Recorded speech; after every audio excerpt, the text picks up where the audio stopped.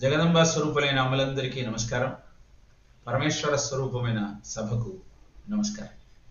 ఇవాల్టి నుంచి మనం కాశీ ఖండాన్ని అధ్యయనం చేసే ప్రయత్నం చేస్తున్నాం. కాశీ మాహాత్యాన్ని, కాశీలో మనం పాటించాల్సిన విధి విధానాలని, కాశీలో ఏ రోజున ఏ దేవతామూర్తిని అర్చించేటువంటి పద్ధతి ఉందో తెలుసుకుంటూ, అక్కడ జపించాల్సిన శ్లోకాలను, స్తోత్రాలను, పాటించిన నియమాలను తెలుసుకుంటూ మనం ఈ కార్యక్రమాన్ని కొనసాగిస్తాం. మొట్టమొదట నేను ఒక శ్లోకం చెప్తాను, అందరూ అది చెప్పే ప్రయత్నం చేయండి మ్యూట్లో ఉంచుకుని. విశ్వేశం మాధవం డుండిం దండపాణించ భైరవం వందే కాశీం గుహాం గంగాం భవానీ మణికర్ణికా. ఈ శ్లోకం అందరికీ కంఠస్థం రావాలి. ఎందుకంటే కాశీలో షణ్మతాలకు సంబంధించిన అందరూ దేవతామూర్తులు మనకు కనబడతారు. శివుడు, విశ్వేశ్వరుడు, ఎన్ని లింగాలు ఉన్నాయో వాటన్నిటి గురించి, సాధ్యమైనటి గురించి చెప్పుకునే ప్రయత్నం చేద్దాం. అలానే మాధవుడు, అనంతరం డుండి గణపతి, దండపాణించ భైరవం, దండపాణి కాలభైరవుడు, అలానే గంగా గుహాం అంటే సుబ్రహ్మణ్య స్వామి, కాశీ భవానీ మణికర్ణిక. వీటన్నింటినీ ప్రతినిత్యం ఈ శ్లోకం అందరికీ కంఠస్థం కావాల్సిందే. దీంట్లో ఎలాంటి మినహాయింపు లేదు. ప్రతిసారి ఇక్కడి నుంచి ప్రతిరోజు ఒకసారి దాన్ని చదువుకునే ప్రయత్నం చేయండి. కాశీ ఖండంలో చెప్పిన మాటని చెప్తున్నాను. అలా మనం కాశీలో ప్రతినిత్యము పారాయణ చేయాల్సినటువంటి కొన్ని శ్లోకాలను, చెప్పాల్సిన మంత్రాలను, ఆచరించాల్సిన విధి విధానాలను ఒక్కటొక్కటిగా తెలుసుకునే ప్రయత్నం చేద్దాం. అలానే కాశీలో ఎప్పుడు స్వామికి నమస్కరించాలన్నా పంచక్రోశాత్మకాయ మహాలింగాయ జ్యోతిర్లింగ స్వరూపాయ కాశీ విశ్వేశ్వరాయ శ్రీ శివాయ నమః అంటూ ఆ స్వామిని కీర్తించాలి. ఏమిటి పంచక్రోశముల యొక్క గొప్పతనం, విశిష్ట? పంచక్రోశ యాత్ర అని చేస్తారండి. 6 రోజుల పాటు కాశీలో ఉన్న అన్ని లింగాలను, అన్ని క్షేత్రాలను దర్శిస్తూ, విధి విధానాలను పాటిస్తూ, కేవలం సాత్వికాహారం వెంట తీసుకువెళ్ళింది మాత్రమే తింటూ, ఎడమవైపు నుంచి నడుస్తూ, కుడివైపు ఉన్న గణాలను అర్చిస్తూ, చెప్పులు లేకుండా 6 రోజుల పాటు సంచారం చేస్తారంటే ఎందుకు పంచక్రోశ యాత్రకు అంత ప్రాముఖ్యత ఇవ్వబడిందంటే, మనము తెలిసి తెలియక చేసిన పాపాలను దేవాలయానికి వెళ్ళి భగవంతుడికి నమస్కరించి పశ్చాత్తాపపడినంత మాత్రాన పోతుంది. మరి దేవాలయంలో చేసిన పాపం పుణ్యక్షేత్రాలకు వెళ్ళి చెప్పుకుంటే చేస్తే పోతుంది. పుణ్యక్షేత్రాల్లో చేసిన పాపం కాశీకి వెళ్ళి ఆ స్వామికి నివేదన చేస్తే పోతుంది. మరి కాశీలో చేసిన పాపం పంచకోశ యాత్ర ద్వారా పోగొట్టుకోవచ్చు. కనుక సకల పాపాలను ప్రక్షాళన చెయ్యగలిగినటువంటి అద్భుతమైన మాహాత్యము కలిగినది పంచక్రోశ యాత్ర. ఇప్పుడు మీకు ఇంకొక సందేహం వస్తుంది, సరే ఇన్ని చెప్పారు కదా, పంచక్రోశంలో పాపం చేస్తే అంతకంటే మహాపాపం ఇంకోటి లేదు. కనుక పంచక్రోశ యాత్రకు అత్యంత ప్రాధాన్యత ఇవ్వబడింది. ఏదేమైనా కాశీలో లేనటువంటి దేవతా స్వరూపం లేదు, కాశీ ఖండంలో చెప్పబడనటువంటి విషయం లేదు. అందుకే కాశీ ఖండాన్ని చదివితే పురాణాలను, వేదాలను, శాస్త్రాలను అన్ని చదివినట్టే చెబుతారు పెద్దలు. దాంట్లో వేదాంతం ఉంది, యోగశాస్త్రం ఉంది, ధర్మశాస్త్రం ఉంది, మంత్రశాస్త్రం ఉన్నది, షణ్మత ఆరాధన విధానాలు ఉన్నాయి. మరి ఈ మంత్రశాస్త్రము, వేదాంతము, ధర్మశాస్త్రము ఇవన్నీ వినటానికి అంత ఆసక్తిగా ఉండవు కదండి. అవన్నీ కూర్చోబెట్టి మీరు ఇలా చేయాలి అలా చేయాలి అని చెప్తే మాకు ఏం ఆసక్తి ఉంటుంది? అంటే ఇవన్నీ మీ చేత వినిపింపజేయటం కోసం అద్భుతమైన శివ భక్తిని ప్రతిపాదిస్తూ కథ సాగుతూ, అలాంటి అద్భుతమైన కాశీ ఖండం మనకు స్కాంద పురాణంలో కనబడుతుంది. 100 అధ్యాయాలతో 12,000 శ్లోకాలతో వ్యాసుడు మనకు అందించిన అద్భుతమైనటువంటి వాంగ్మయము, సాహిత్యము కాశీఖండం. మీకు చాలాసార్లు నేను చెప్పడం జరిగింది, ఇతర తీర్థయాత్రలు వేరు, కాశీ వేరు అని. ఏమిటయ్యా కాశీ గొప్పతనము అంటే, అహో విశ్వేశ్వరే క్షేత్రే మరణాదపి నో భయం యత్ర సర్వే ప్రతీక్షంతే మృత్యుం ప్రియమివా అతిథిం. మనము ప్రతివాడు జీవుడు జీవించాలని కోరుకుంటాడు. కాశీకి ఏ కోరికతో వెళ్తాం? కాశ్యాంతు మరణాన్ ముక్తి. కాశీకి వెళ్ళి ముక్తి పొందుదామన్న సంకల్పంతో ప్రాపంచిక విషయాలన్నింటినీ వదిలేసి చాలామంది కాశీలో స్థిర నివాసం ఏర్పరచుకుంటారు. అక్కడ ఉండి ప్రాణాన్ని వదిలేస్తే సాక్షాత్తు ఆ శివుడే వచ్చి చెవిలో పంచాక్షరీ మంత్రాన్ని చెప్పి మరి మనకు ముక్తిని ఇస్తాడు. కనుక కాశీలోకి వెళ్ళి ఎప్పుడైనా పడిపోవాల్సిందే, జాతస్య మరణం ధ్రువం. మరి ఇక్కడ ఎందుకు మనం పోయి కాశీలోనే ప్రాణాన్ని వదిలేద్దాం ఇష్టంగా.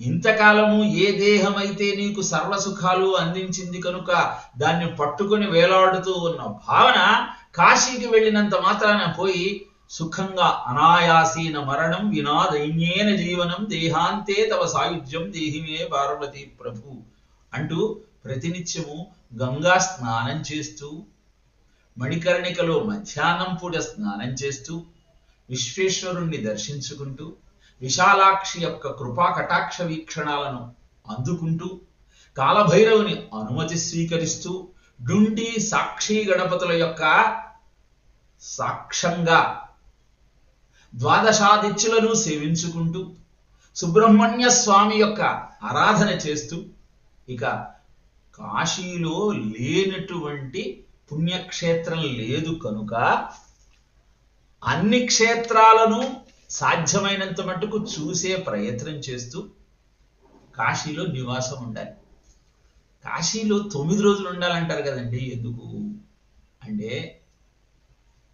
దివార్థం తదర్థం వా ముహూర్తం క్షణమేనచ.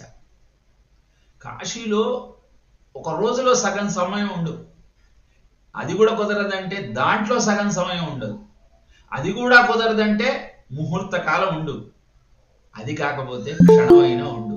కానీ ఎలా ఉండాలి అంటే, ఏ సత్రంలో ఎలాంటి భోజనం పెడతారు, తర్వాత ఏ ట్రైన్కు మనం వెళ్ళాలి, ఏమేం కొనుక్కోవాలి, ఎక్కడ పానీపూరి దొరుకుతుంది, ఎక్కడ మంచి టీ దొరుకుతుంది, ఈ ఆలోచనలతో కాశీ ఉండటం అనవసరం, వృధా. కాశీలో ఉంటే ప్రతి క్షణము ఆ స్వామియే మనసులో ఉండాలి. పక్కవాడిని బాగున్నావా అని కూడా అడగద్దు అంటారు.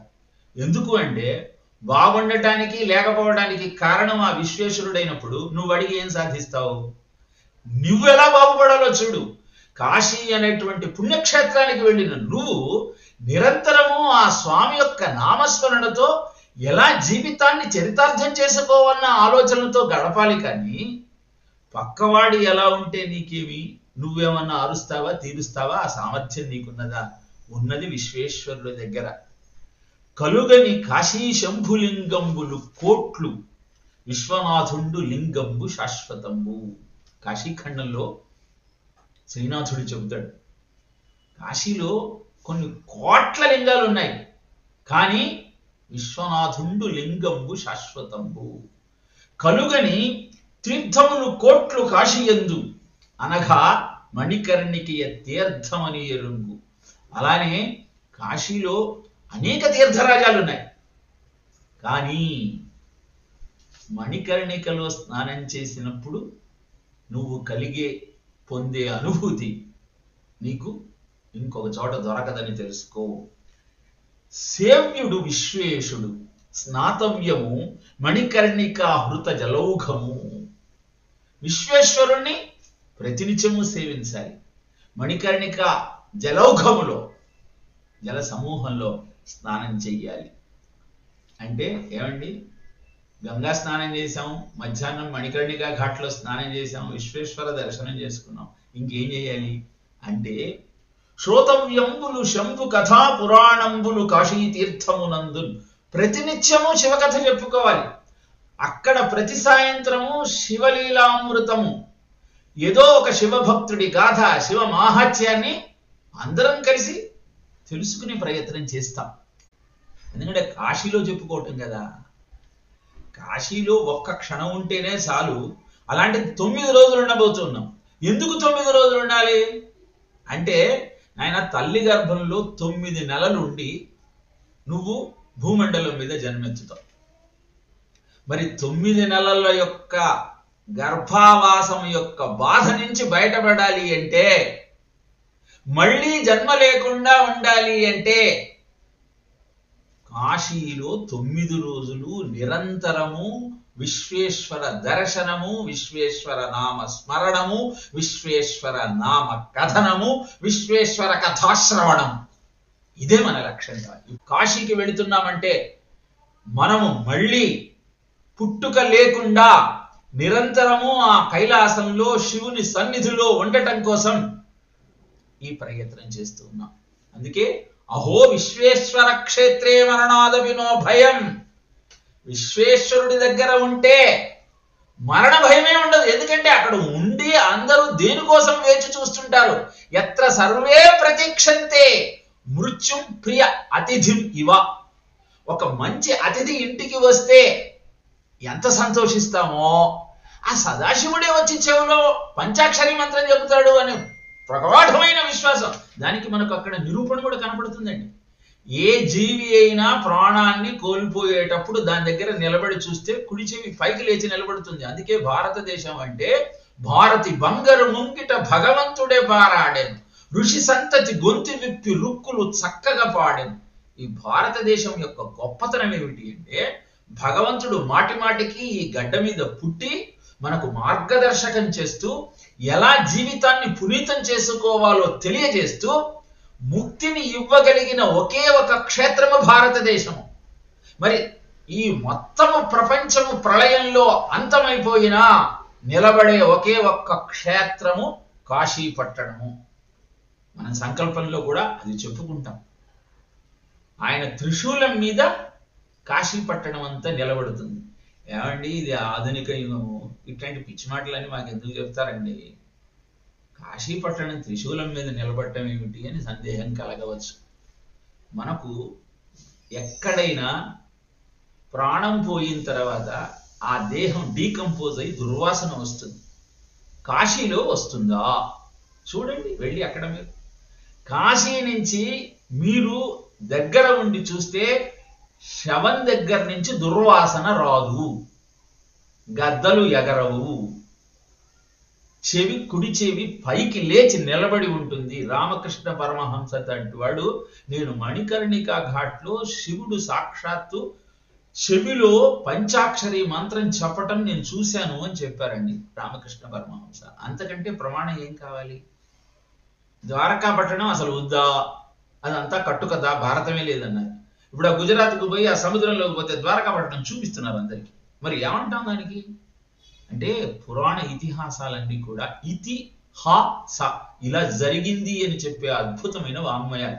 దాని మీద విశ్వాసంతో దాన్ని మనం నమ్మి నిశ్చయంగా అలాంటి స్థితికి చేరుకోవాలి అన్న భావనతో సాధన చేసే ప్రక్రియ ఇదంతా. అందుకే జీవితం అంతా వండుకోవటం, తినటం, పడుకోవటమే కదండి. ఏముంది?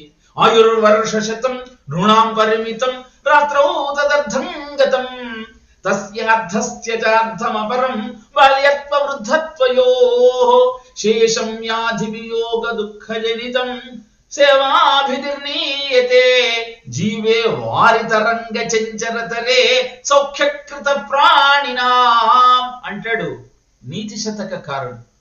ఏముందయా జీవితం అంతా? జీవితంలో సగభాగం నిద్రకే పోతుంది, తర్వాత బాల్యంలో వృద్ధాప్యంలో పోతుంది, తర్వాత ఉద్యోగంలో వ్యాధిలో వియోగంలో పోతుంది. ఇంకెక్కడుందా నీకు సమయము? ఇలా అద్భుతమైన అవకాశం ఎప్పుడు దొరుకుతుంది నీకు?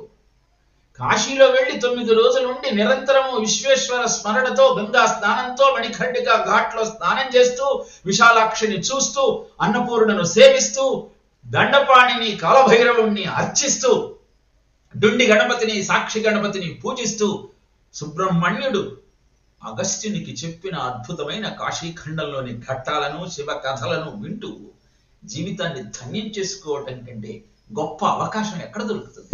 కనుక కార్తీక మాసంలో 3 రోజులు ఎవరైతే గంగలో మణికర్ణిక ఘాట్లో స్నానం చేస్తారో వాళ్ళు సత్యలోకంలో ఉంటారని కాశీఖండంలో ఇవాళ 2వ అధ్యాయంలో చెప్తాడండి బ్రహ్మదేవుడు.